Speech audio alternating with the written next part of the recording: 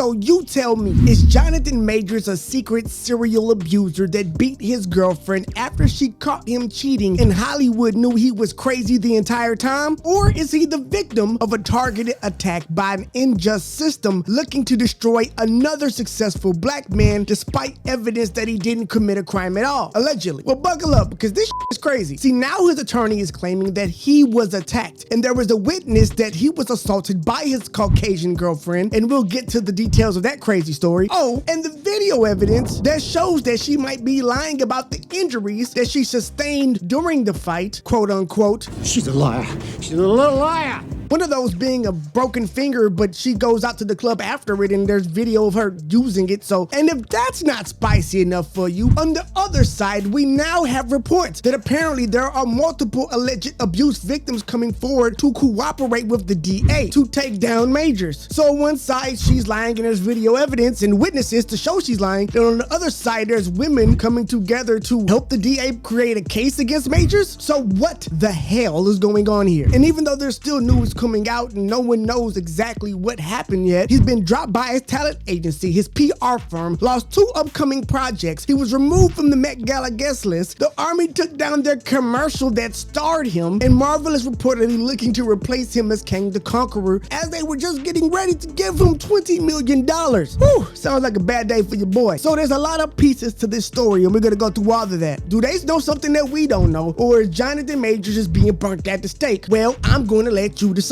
So we'll go through the evidence that the attorney is claiming shows that his girlfriend is lying. Like I said, having a broken finger, but you know, buying the DJ drinks and handing the DJ that at the club, and all the mystery victims that are cooperating. But first, I am Joe Stone, and this is the Church of Joe Stone podcast with news you can use. They just tell you what happened, and we show you how to make sure that it never happens to you. So recently, there was news that 8 alleged abuse victims came forward in a case against Majors to cooperate with the Manhattan District Attorney's Office, which would suggest that the case against Majors is much bigger than what we first thought. Now, exactly what happened? Let's dive into the details. On March 25th, Majors was charged with misdemeanor assault and harassment stemming from an alleged altercation with his then girlfriend. Apparently, this including lacerations behind her ear and a broken finger. Now, remember, both of these were supposed to have been caused by Majors, but Jonathan's attorney, Priya Saudry, claims that he was the victim of the violence and had multiple witnesses to prove it. The alleged victim supposedly attacked Majors in a car while she was attempting to steal his phone. The driver who saw and heard everything will apparently testify that Majors never struck her in any way at any time, and that he did not even raise his voice. Instead, while she was hitting and scratching him and attacking him, Majors begged the driver to open the door so that he could jump out of the car and escape her. The driver unlocked the door to help Majors escape, and the woman apparently continued to attack him while he tried to run away from her, and in doing so ripped his jacket and his coat pocket. But luckily, he got away. Now, Majors says that he went to a hotel for the rest of that night, and the woman went to a nightclub. While partying, she sent him angry and jealous text messages and accused him of infidelity. And on top of that, she used his credit card to buy bottles at the club. And again, there are pictures from the nightclub that the attorney gathered, shout out to the attorney for being on her job, showing that this woman at this time, after she had already left Majors, was not covered in bruises, that she was partying, having fun, that she was drinking, that she was buying drinks for people with his credit card, allegedly, and that she was using the hand and the fingers to sign off on checks and to use her phone and to pick up drinks and to shake hands all over the club. And that hand was not broken, neither was her finger. She looked perfectly fine. Now, this is where things get interesting. The woman went to his apartment around 3:30 a.m. and called him 32 times as he was not there. And again, this should be all easily provable. The Marvel star attorney submitted security video footage from the apartment building that also shows her appearing unharmed, brushing her hair behind an uninjured ear when she arrived. Now, this is where Majors comes back into play. When Majors came back to his apartment the next morning because of his girlfriend's threats to unalive herself at his apartment, when he got there, he found vomit in his bed and the alleged victim unconscious in his walk-in closet. So this is when he calls the police, because, you know, this is when he calls for help, because he sees, oh my God, did she hurt herself? And he calls for help. Unfortunately, the police get there, and according to him and apparently body cam footage, the woman apparently told paramedics that she took a few sleeping pills. Majors' attorney is saying that she fell in the closet and probably injured herself. Majors is now alleging that the New York police is trying to frame him, and his lawyer claims that the driver of the Uber will testify that Majors never struck the woman and that she attacked him. Now, what gets even crazier is that the lawyer claims that there is body cam footage showing the police coaching the woman to say that Majors grabbed her by the throat and that he didn't. Now, if all of these things that the lawyer and Majors are claiming is true, then it would completely destroy the case that the police are trying to bring against them. And you gotta remember, right after this, when he gets arrested, she starts texting him, talking about how she tried to say that she didn't say anything bad against him and that, you know, she knows that his team will take care of him. And then people just believed that that meant that she was even more of an abused woman and that she was trying to make up to her abuser. But at this point, it's really too early to know exactly who was telling the truth. Because even though there may be a witness that says Jonathan Majors didn't touch her in the car and that we can see that she wasn't broken or harmed while she was in the bar, there is a gap in time where he first gets there and before he calls the police. I wonder if the DA is going to try to say that's when he attacked her. Because at this point, it seems like other than that, everything is accounted for